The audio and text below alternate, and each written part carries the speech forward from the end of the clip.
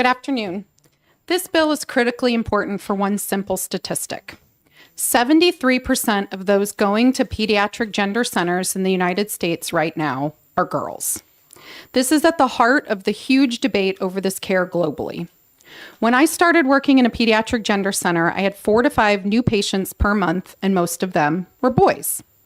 When I left 5 years later, I had 40 to 50 new patients per month, and most of them were adolescent females. This sex reversal has been reported in clinics from Western Europe, from Canada, and the United States, and this has left many scientists incredibly concerned. In England, 15 years ago, there were just 250 referrals to their gender service, and nearly all of them were boys. 5 years ago, there were 5,000, and 75% of those were adolescent girls. This kind of complete and utter reversal for a clinical presentation is almost statistically never seen. One hypothesis is that these girls are just now feeling free to identify as boys. Another hypothesis is that we are actually seeing a new kind of socially mediated looping behavior. What I know as a scientist is that the safe thing to do is not to remove any healthy body parts from any minors until we actually have clear data to understand what is occurring. And that means that this bill is necessary. I also work directly with patients who have had these bilateral mastectomies as minors. One of the most heart-wrenching patient cases that I worked with had this exact kind of surgery. She was trans-identified when she had the surgery, and within 3 months, she called the center and begged for the surgeon to put her breasts back on. The surgeon refused to take her call and refused to call her back. The surgeon punted that follow-up call to me. Why? Because she had absolutely no idea what to do in this situation, and she simply could not fathom that it would have ever occurred. The surgeon also told me that she would not even meet with this patient again until she had an entire year worth of therapy and a full psychological evaluation. That young woman was required to have neither of those things before we cut off her breasts. The last I heard in this follow-up case was that that young woman was now pregnant.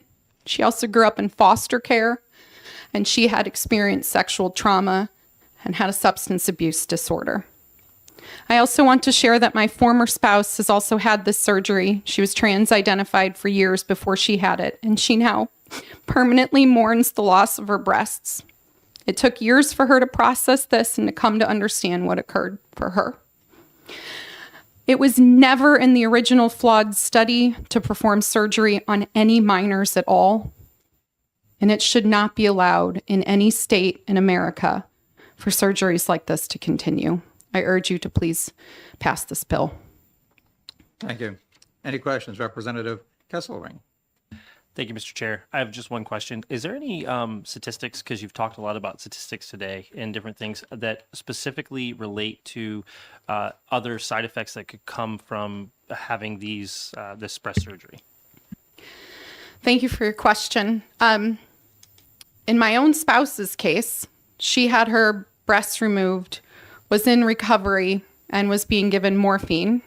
She coughed and suddenly had intense pain on the flank side of her chest. She had actually torn open the inside sutures and began to bleed out inside of her chest. She had to be taken in right away, right back in, put back under. The entire thing had to be opened back up, and she had to have this emergency surgery to repair the internal hematoma. She was bleeding out inside of her chest. My close friend, Prisha Mosley, had this surgery as a minor. She became pregnant. She's had a baby. We now are seeing detransitioners who have some of their milk ducts still left in their chest wall. Milk ducts will create and fill with milk once baby is born, regardless of some of these surgeries or not. She was in so much pain that she could not hold her baby because she could not put her baby to her chest without the milk ducts tightening and hardening inside of her chest wall. So she had to physically hold her baby in the unnatural way that, as a mom, I've held all of my infants. We simply do not know all of the outcomes that are going to occur when we're cutting off breasts of young women and seeing them mature into older women who might potentially want to have children of their own, pregnancies, or honestly, even utilize this area for sexual function. Many women who've never had sex before have no idea that removing this sexual organ could literally impact them for the rest of their life, for their ability to have orgasmic pleasure or to have this part of their body be part of an intimate relationship that they might want to have with an adult later on. We just simply don't know what we're doing to these kids. Other questions? Representative DeLamus. Thank you, Mr. Chairman. How old were the patients that were being prescribed puberty blockers and hormones when these surgeries were being done? So one statement I heard was that there is a requirement that you take testosterone first. That's not in any guideline. There are many people who are now stating that they are non-binary and seeking to just have their breasts cut off without actually medically transitioning in any way. We had patients who were minors who we were directly referring to surgeons.